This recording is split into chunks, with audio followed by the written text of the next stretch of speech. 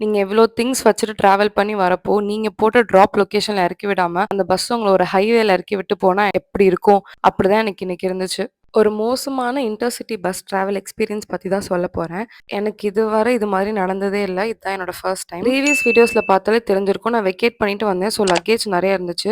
So என்னோட pickup point தரமணியிலே போட்டேன். Drop point Tiruchi central bus ஸ்டாண்டே போட்டேன். பிகாஸ் எனக்கு அங்க தான் எனக்கு வீடு கிட்டக்குன்னு. ஆனா என்ன எறக்கி விட்டது திருச்சி டூ மதுரை ஹைவே நடு ரோட்ல. அண்ட் தரமணியில ஏறுனப்பவே பாக்ஸ வேற பார்த்துட்டு இதுக்கு தனி சார்ஜ்ன்னு சொல்லிட்டு 400 வாங்குனாங்க. மார்னிங்கே உங்களுக்கு இன்வாய்ஸ் வந்துரும்னு சொல்லிட்டு எனக்கு இப்ப வர இன்வாய்ஸே வரல. ஒரு 6:00 போல வந்து ஹெல்ப் பண்ணாங்க. பால் பண்ணை யாராச்சும் இருக்கீங்களான்னு. பால் பண்ணைங்கிறது திருச்சி அவுட்டர்ல இருக்க ஒரு ஏரியா. நான் அது ட்ராப் போடாதனால நான் இல்ல அதனால நான் கண்டுக்காம இருந்தேன். கடைசியில பார்த்தா கொஞ்ச நேரம் கழிச்சும் ஹைவேலயே இருந்தோம். எங்கடா ஹைவேலயே இருக்கோம்ன்னு சொல்லிட்டு முன்னாடி போய் கேட்டா, நாங்க திருச்சி கிராஸ் பண்ணி ரொம்ப நேரம் ஆயிடுச்சு. 28 கிலோமீட்டர்ஸ் அவே ஃப்ரம் திருச்சின்னு சொல்றாங்க. அதுக்கப்புறம் பார்த்தா இது எங்க போற பஸ்ன்னு கேட்டா மதுரை. இந்த பஸ்ஸிலே நான் மட்டும் தான் திருச்சி. ஸோ வந்து அந்த ஒருத்தவங்களுக்காக உள்ள போக வேணாம்னு சொல்லிட்டு அவங்க போகவே இல்ல. ஏன் பஸ் ஸ்டாண்ட் போகலன்னு கேட்டா, நாங்க தான் பால் பண்ணையில எழுப்பணும்லன்னு சொல்றாங்க. அதையே ஆர்க்யூ பண்ணிட்டுருந்தாங்க. நான் சொன்னேன் என் ட்ராப் பாயிண்ட் பால் பண்ணியே கிடையாதுன்னு.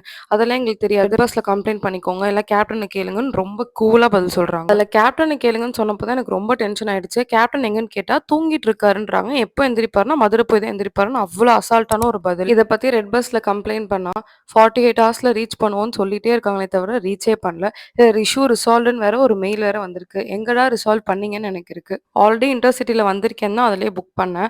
இவங்க ஒழுங்கா இறக்கி விடாதனால எங்க வீட்ல செம்ம திட்டு. ஒரு பஸ் கூட ஒழுங்கா ஏறி வர தெரியாதான்னு. அதுக்கப்புறம் எங்க பெரியப்பா என்ன பிக் பண்ணி வீட்ல விட்டாங்க. இந்த வீடியோ எடிட் பண்றப்ப தான் 200 ரீஃபண்ட் பண்ணுவோம்னு சொல்லிட்டு ரெட் பஸ்ல இருந்து மெயில் பண்ணியிருக்காங்க.